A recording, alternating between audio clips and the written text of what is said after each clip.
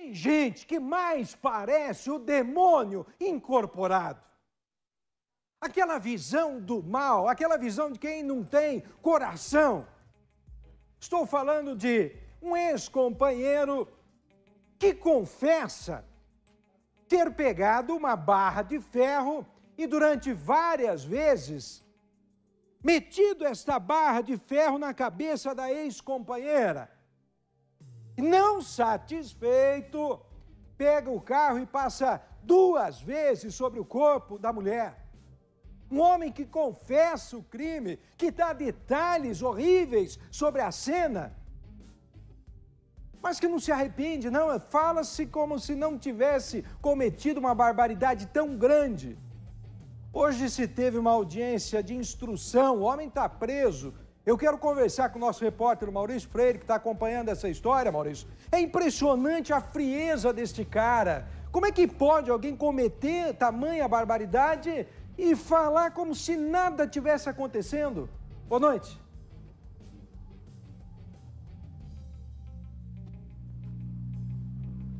É de espantar mesmo o relato desse homem quando ele fez o depoimento na delegacia da Polícia Civil aqui de São Mateus do Sul, de onde a gente fala ao vivo. Mas hoje, na audiência de instrução aqui no fórum, ele não quis falar, ele permaneceu em silêncio, com a cabeça baixa, não respondeu às perguntas nem do juiz, nem da defesa, nem do assistente de acusação e do Ministério Público. Ele não quis falar absolutamente nada sobre o crime que cometeu e que confessou na delegacia da Polícia Civil, como eu disse, logo depois de ter sido preso no crime que aconteceu no dia 5 de maio deste ano. Ontem a gente já falava aqui no Cidade Alerta sobre a audiência que aconteceria hoje aqui em São Mateus do Sul.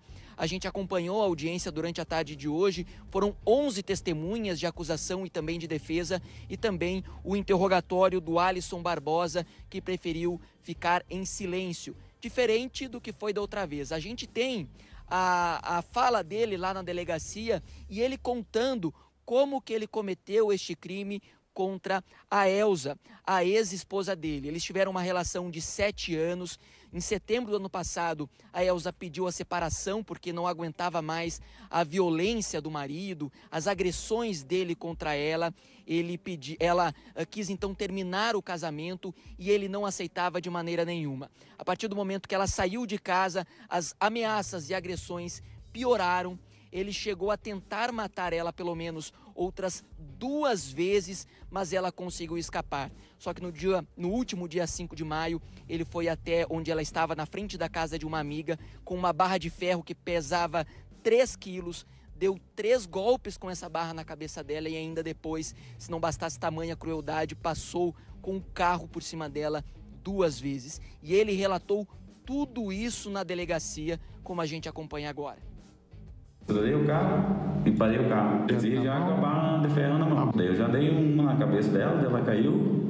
Eu dei mais umas 2, 3 e peguei o carro, montei no carro, passei por cima, não sei se foi da cabeça dela, me dei a raiva, passei por cima de bordo e fui embora. Aí você não parou para verificar como é que ela estava? Não sei se está viva, está morta, não sei. A gente viu aí que ele relatou, deu detalhes até de como praticou este crime com bastante frieza. Isso foi na delegacia da Polícia Civil depois que ele foi preso. Mas aqui hoje no Fórum de São Mateus do Sul, ele permaneceu em silêncio. Ele foi o último a ser interrogado depois de 11 testemunhas que foram ouvidas pela Justiça, mas ele não quis falar, ele permaneceu o tempo inteiro de cabeça baixa. Ele não olhou nos olhos do juiz, do Ministério Público, do advogado de defesa dele, nem do assistente de acusação. Ele permaneceu em silêncio, de olhos para baixos, dizendo que não iria responder às perguntas, não quis falar absolutamente nada. Enquanto essas outras 11 testemunhas eram ouvidas, uma parte que foram as testemunhas de acusação, familiares da Elza, o Alisson ele ficou do lado de fora da sala de audiência, ele não permaneceu na sala durante esses depoimentos. Mas quando as testemunhas de defesa falaram, familiares dele e amigos também falaram, ele permaneceu nessa sala de audiência. Eu estive lá dentro também, o juiz aqui de São Mateus do Sul permitiu que eu acompanhasse a audiência sem gravar imagens, sem fazer nenhum tipo de registro. Então eu acompanhei de dentro da sala de audiência esses interrogatórios. E o Alisson, enquanto acompanhava os depoimentos da defesa, os amigos e familiares dele, ele também permaneceu o tempo todo de cabeça baixa. Ele não quis olhar nem para o pai dele, nem para o irmão dele, que falaram aqui no Fórum de São Mateus do Sul. Ele apenas ficava com os olhos para baixo, em alguns momentos ele colocava as mãos na frente dos olhos, mas não expressou nenhum tipo de reação, o Alisson aqui no Fórum de São Mateus do Sul. Mas, na época, como a gente viu aí, ele relatou sobre o crime. Os familiares dele disseram que as brigas eram mais intensas quando ele bebia, e ele bebia bastante. Os familiares da Elza também relataram isso, que o casal eventualmente bebia em festas, encontros de família, e ele, quando bebia um pouco mais, costumava ficar agressivo. E aí as brigas aconteciam porque ele era muito ciumento, de acordo com a família da Elza. Os familiares dele relataram também, pai e irmão, que além de consumir bebidas alcoólicas, ele também usava drogas. Ele consumia crack, de acordo com o pai. Isso foi dito aqui no depoimento, durante os depoimentos de hoje. A família do Alisson, bastante trabalhadora, pelo que a gente pôde perceber. A família, irmãos, tem um lavacar aqui na cidade, ele também trabalhava nesse lavacar. E segundo o irmão, no interrogatório dele, o Alisson foi o único que cometeu um crime, que partiu para esse lado do mundo das drogas. E isso surpreendeu bastante, principalmente chocou a família dele, que não esperava que ele pudesse chegar a esse ponto de matar de forma tão cruel a ex-companheira. Foi um crime que surpreendeu até mesmo o delegado da polícia que acompanhou, que fez as investigações logo depois que o crime aconteceu, no dia 5 de maio, como a gente acompanha na entrevista que foi feita na época, logo depois do crime. Uma barra dentro do carro, ele seguiu a vítima até o local, acompanhou a rotina dela, já ciente da rotina dela, e nisso, friamente, desferiu golpes no rosto da vítima, causando perda de tecido ósseo, perda dos dentes, e vindo a atropelá-la por diversas vezes com o veículo, sendo que a vítima morreu ao ser socorrida no hospital agonizando de forma... Foi uma coisa atroz, foi bem brutal, foi uma coisa, digamos assim, incomum para a realidade de São Mateus do Sul. Nós estamos ao vivo aqui com o doutor Igor, o doutor Diogo, também são os assistentes de acusação, acompanham a família da Elza neste processo. A gente vai conversar com eles sobre a audiência de hoje. Primeiro, para saber, ao olhar da acusação, como que foram os depoimentos de hoje, de que forma eles contribuem lá para frente para o andamento desse processo. Primeiro, boa noite, doutor Diogo. Muito boa noite, Maurício. Muito boa noite, pessoal. Na verdade, hoje encerrou-se a parte da oitiva das partes envolvidas no processo, testemunhas, da acusação e defesa. Não há mais ninguém a ser ouvido. E todos aqueles fatos que a acusação já vinha acompanhando na apuração policial se consolidaram, se confirmaram hoje com essa instrução. Então, o trabalho da acusação agora é partir para a busca da pronúncia do acusado para que, muito em breve, esperamos, ele seja julgado pelo Tribunal do Júri e condenado.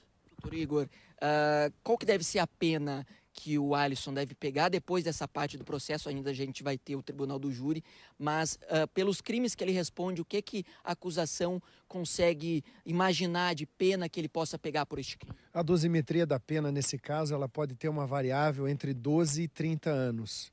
Porém, considerando muitas qualificadoras, todas as circunstâncias do artigo 59, que são as circunstâncias pessoais do agente, entendemos uma majoração que não vai baixar essa pena de 25 anos, sem considerar ainda outras infrações acessórias que correm em autos apartados, porque cada descumprimento de medida cautelar, cada agressão, cada ameaça, as agressões contra a mãe dela, as agressões pretéritas também devam ser computadas num total de pena, mesmo que fora desses autos, mas em outros processos. Essas outras agressões que o senhor fala foram até uma surpresa para a acusação hoje nos depoimentos aqui, né, doutor? Sim, hoje tivemos bastante informações de condutas adjacentes anteriores, né, que também devam ser apuradas e julgadas aqui pela comarca de São Mateus do Sul, que devam aumentar ainda mais a pena dele, majorando isso daí numa somatória total, que entendo que possa chegar até a 40 anos de prisão. A gente procurou também o advogado do Alisson, doutor Gustavo, eu conversei com ele no final da audiência, mas ele não quis gravar entrevista, ele não quis comentar sobre a audiência de hoje, ele disse que, orientado pela família, ele deve permanecer em silêncio, não vai se manifestar. Agora, além dos depoimentos, do crime em si que foi debatido aqui hoje, que foi alvo dos interrogatórios, das perguntas feitas pelo juiz, pelos advogados de acusação, defesa e Ministério Público, também tem um outro fato, viu, Paulo, que preocupa bastante. Por quê? A Elza, ela fez vários boletins de ocorrência contra o Alisson por agressão, por ameaça. Foram 8 ou 15, doutora, se eu não estou enganado? Segundo alguns familiares, 15, segundo outros 10, mas que realmente constam num relatório da Polícia Judiciária, Polícia Civil, são apenas 4. Entendemos que possa ter ocorrido alguns fatos muito preocupantes, porque inclusive em alguns contatos da Elza, em algumas mensagens de aplicativo, ela vinha até o fórum para denunciar policiais pela conduta de omissão, pela conduta de não noticiar os fatos criminosos, que ela ia até a delegacia, sendo que, segundo ela, em alguns casos, segundo a própria família, algumas testemunhas eram tratados com deboche, ou seja, davam risada da cara da Elza, assim ela dizia. Ela tinha medida protetiva também contra o Alisson, que não poderia se aproximar dela, e ele teria feito isso de acordo com os relatos da família.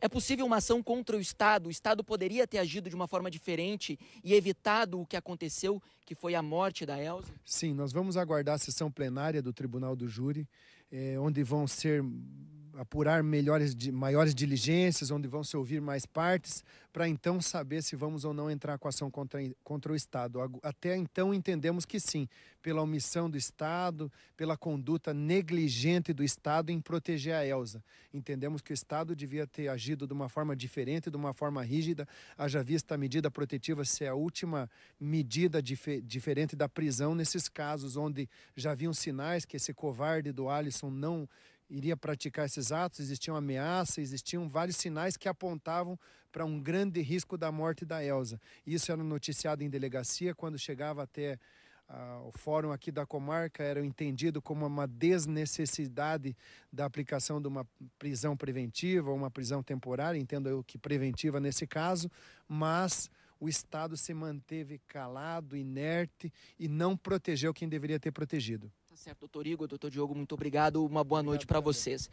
Paulo, então, como o doutor Igor falou aqui, em outras situações houveram ameaças e também agressões do Alisson contra a Elza. Ela tinha, além dos boletins de ocorrência que ela fez, medidas protetivas. E é uma discussão muito importante que a gente tem que analisar em cima desse fato, viu, Paulo? É que a Elza, ela não ficou em silêncio, ela não ficou calada diante das ameaças. Ela foi atrás da justiça, ela foi atrás da polícia, denunciou ele, olha, ele me ameaça, ele me agride, eu preciso de proteção. Ela conseguiu a medida protetiva da justiça. De acordo com a família, já com essa medida, houveram alguns casos. Um deles, ela teve um encontro com o Alisson, ela achou que eles iam acertar o término da relação.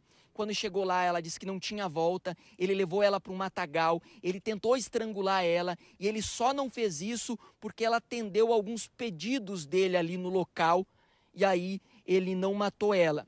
Os dois foram para casa e quando ele dormiu, ela fugiu e foi atrás de pedir socorro para a mãe, depois fez o boletim de ocorrência na delegacia e um exame de corpo de delito feito também mostra as agressões naquela noite contra a Elza.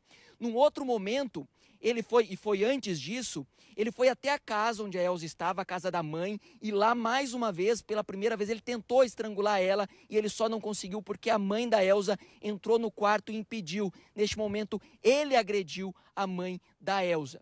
E aí, depois que ele já tinha a medida protetiva contra ele, não podia se aproximar 300 metros da Elza, ele ainda foi no supermercado que ela trabalhava, passou no caixa dela. Então, ele não poderia ter feito isso, ele cometeu um crime de não respeitar a medida protetiva. E aí, ainda assim, a Elza procurou a delegacia, procurou a justiça e nada foi feito de acordo com a família. Então, Paulo, uma discussão importante aí. A proteção a essas mulheres que procuram a justiça para impedir os maridos, os companheiros de algo pior.